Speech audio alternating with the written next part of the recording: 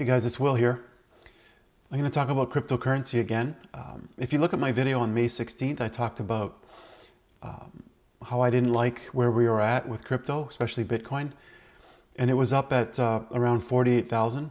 This is May 16th, so if you want to check out that video, that would give you some context here. But, if you've been following my channel, you know that I'm looking at like stocks above the 50-day moving average in an uptrend like this. So you can draw a line, like a trend line, and when it crosses, like if you drew something like this, you'd be in that general area of this cross down of the 50-day moving average. So we pop down below the 50 here, but a little bit later, the 20 moving average crossed down, and then you have this big drop. And then right around 48,000 here was when I did the video. There was a kind of a support level here. You can see how it's roughly where these candles came down to here on March 6th. And then here again on the 24th of April. But I've been talking, and I've done many videos, I think, where I showed this divergence. So when you have MACD, one of the important criteria is not just if it's crossing up, like for an upward momentum, but the tops are getting lower and lower. So you could see this lowering lower highs on the MACD, which was counteracting, which is divergent from the uptrend. So that was a clue as well. You also had lower, like you see the highs, but they're getting flatter. And then now you had, right here, you had a lower high. So you peaked out at 64, 65, and then you hit about 60 or 59. And then when you break down below the 50 with a lower high, that's a bad sign. But then the ultimate break of an uptrend is the creation of a downtrend, which requires a lower low as well. So even though you had a lower high, you're in a sort of a consolidation or a wedge pattern.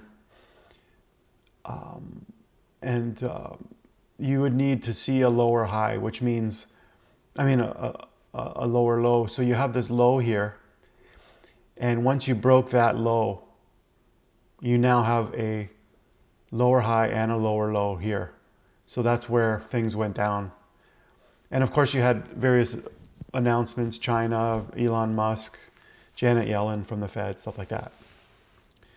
And now you have the Pope today saying something about fossil fuels and energy and stuff like that. So a lot of negativity right now. So may or may not be coordinated, but I just look at the charts. I don't try to guess, why and what's going to happen in terms of the future. But what we're doing is we're making decisions based on the chart and probabilities. So obviously we've broken down below the 50 and the 20, 21 EMA. We've actually broken below the 200-day, which is a fairly rare situation. So I wanted to talk about these cryptos and show you what I've been doing. I've been using TradingView for cryptocurrencies for a few reasons. And I've signed up for the pro level because I have multiple watch lists. I'll show you what I have here. And also putting alerts on crypto is important because it moves really quickly. So like if you have if you wanted to see if it was going to break this $48,000 level, you can there's a plus here, and you can put an alert to alert yourself.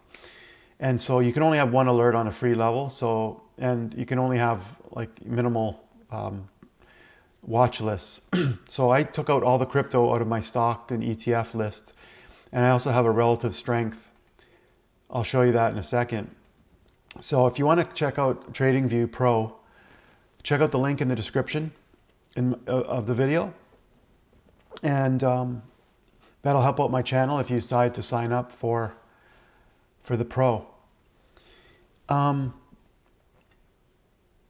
So what I've got here, I'm going to talk about a few things here relating to TradingView and cryptocurrency. So what I've done is I've added a whole bunch of cryptocurrencies beyond just Bitcoin I've got Ethereum, I've got Pirate Chain, Litecoin, Binance Coin, I've got Cardano, Chainlink, Uniswap, 1inch, Stellar, Polkadot, Monero, Solana, Thorchain, One, Harmony.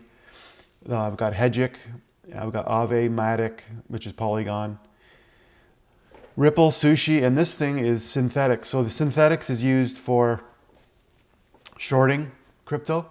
So what's happening in decentralized finance is a lot of things are being replicated in decentralized finance. So you're going to be able to swap. You're able to use decentralized exchanges, so you can exchange cryptos with each other without going through an exchange. You can short the market. I think Chainlink provides data to the blockchain if you're looking up, prices or whatever externally. There's other blockchains besides Ethereum, smart contracts, which are a lot cheaper fees right now because Ethereum is still proof of work. Anyway, if you go to something like CoinMarketCap or what else? Yeah, CoinMarketCap, CoinGecko. You can look at cryptocurrencies that are doing really well, and you could start to research them, like the big market caps or the big uptrends, and see what they're doing. So on the CoinMarketCap here, you can see it says Solana ecosystem and Polkadot. So Polkadot and Solana have their own ecosystem, and there's also DeFi, which is the loans and the yield farming and all that stuff. So that's where you're going to see Uniswap, Aave, Chainlink, and other ones that you can check out. Thorchain. And this is how you have to learn about each cryptocurrency. And then from there, you can add them to your watch list once you see what you like. But this shows the daily ups and downs of the stock, the change percentage. But what I want to do is find the strongest cryptocurrencies. And if you're going to focus your trading or your investing in those strong ones that are in a, not just one day, above, but in a trend. So if we go to crypto relative strength, I've got a watch list and I sort them by, the percent change today. But what you want to do is look at ones that are in an uptrend on an ongoing basis. So even though Bitcoin is stronger than Cardano right now, or let's say Ethereum, let's just look at Ethereum. So now we're seeing a bottoming out, and now we're seeing Bitcoin starting to outperform Ethereum. And it's above the 20, but these are in down slopes. So you can see that you do get temporary uptrends of Bitcoin relative to Ethereum, but it's not, for a very long period of time. So if you get to a point where, you're in an uptrend and you're above the 50 and the 200, you'd be more confident. So this is an early sign that there's a reversal, but we'll see in terms of Bitcoin outperforming Ethereum. But ones that are more consistently outperforming, because we've had this big drop that's a bit out of, you're seeing a lot of negative stuff here, but you can see that Cardano was being outperformed by Ethereum until about May 13th, or, depending on where you crossed over, but you started to see an uptrend at the beginning of May. And so Cardano was starting to do a lot better because of the proof of stake versus proof of work issue. So people were starting to focus more on proof of stake. And things like Matic were doing really well as well. So that's in an uptrend. And of course, this changes over time, but you want to look at the general trends of what is strong. Solana is doing really well as well. It depends what you compare. I was comparing to our Cardano because Cardano was doing the best as of late. But we'll see what happens. So this is a good way to see relative strength if you're going to trade, and sort of focus on the stronger ones. So right now, Bitcoin is doing really, stronger than the other ones. And this is relative, so it doesn't mean that they're all going up. It could be Bitcoin goes down less than the other ones, which would mean that it has a higher relative strength. So we go back to cryptocurrency watch list. And so just to show you, I've got an ETF relative strength and an ETF market. So I've just separated out the cryptocurrencies because I had to kind of like look at the cryptos in between all the stocks. If I was interested in crypto mostly, I was sort of having to scroll through all the other stuff.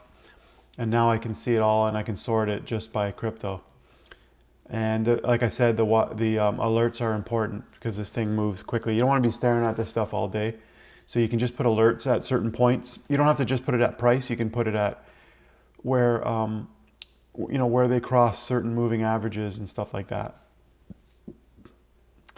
There's an alert button up at the top of the screen. And this is where you can do things like crossing up, moving down, etc. So if you want to get the trading view, I highly recommend you check out Pro. I had the free version for a long time. The other thing you get is more indicators. So I've got MACD, stochastics, volume, moving averages. So with the free version, you only have like 3 things that you can put on here. And I may add other ones, so this allows me to do that. One other thing I wanted to show you was scanning. It's called Screener and Trading View, and this is free. What I've done is highlight. So in the other screen, on the other tab, I've got all the cryptos flagged. And then when you flag them, let's say I go like this, I shift on those and I right click and I say add them all to a new list. But when you're using the screener, you can just screen flagged crypto. So you don't want to see all the cryptos because there's a ton of them. There's thousands of them, and there's some terrible, ones that you're not interested in. So I'm just screening ones that I have flagged. And of course, with the market being down like this, you're not seeing very many things. So what happens is you click on filters here, and what I do is I filter on volume and I filter on the price being above $1. So that's just my, you don't have to do that. But what I wanted to see was that the exponential moving average is above the 50, and also the MACD signal, the levels above the signal, which means, let me just show you. So for Matic Polygon, the 20 is above the 50, and right now you can see here that this is still above here, the orange line. So this is a signal line. So what happens is it crosses over, and right here is where you would probably buy, and you would ride it up as long as it's above. And so you can see right here that it's about to cross. So this is when you're scanning for things, you want to, you have different things that you can do, but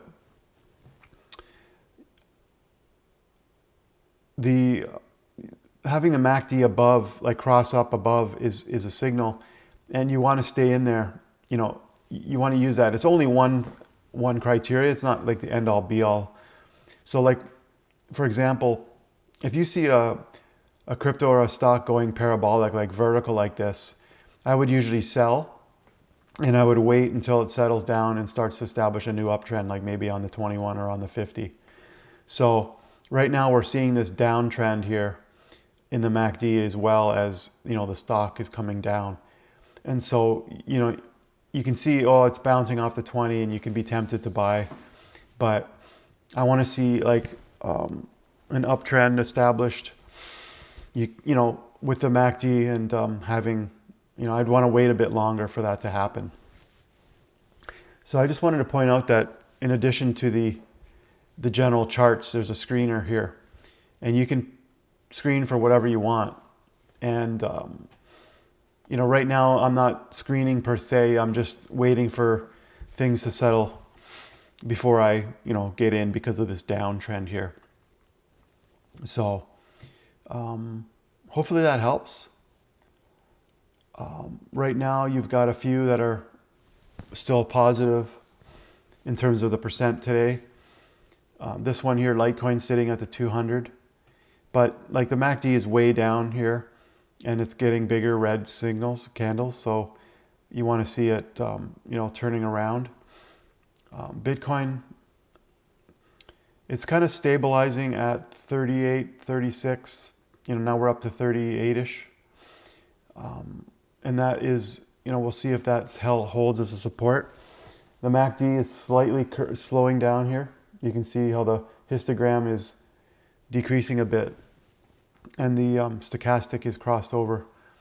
But I pointed out in a tweet that if we go to the 1 week chart, in 2018 there was a huge drop. So in TradingView, if you hold down the shift button and you click here and you go to the low, we were at about 81% drop.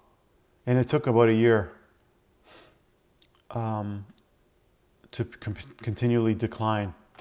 So weekly charts can be good because you see this cross and you have the weekly MACD down and really, really flat and down, and then it starts to finally come back up in 2019. So there's quite a long period here. I'm not saying that's going to happen, but one way is to look at the MACD on the weekly chart and you can see how there was a cross and then now we have this cross down. So if you want to buy and hold and get into, you know, a situation where you're just holding and you have this huge drop from the peak and you're going to hold it for a long time, you know, that's up to you in terms of getting in a cheaper price relative to where it was. But for trading purposes, you know, this chart isn't like on a swing trading situation or momentum, this is not an entry point just because of how it looks on the charts. All right, guys, hope that helps. And don't forget, you can get TradingView Pro. Help out the channel by signing up below. So if you have the free, it's only about $15 or so. And you can spend a lot more on transaction fees and commissions and stuff like that. So, you know, it's good to bite the bullet and just pay the money and get the proper tools for doing trading. Talk to you guys later.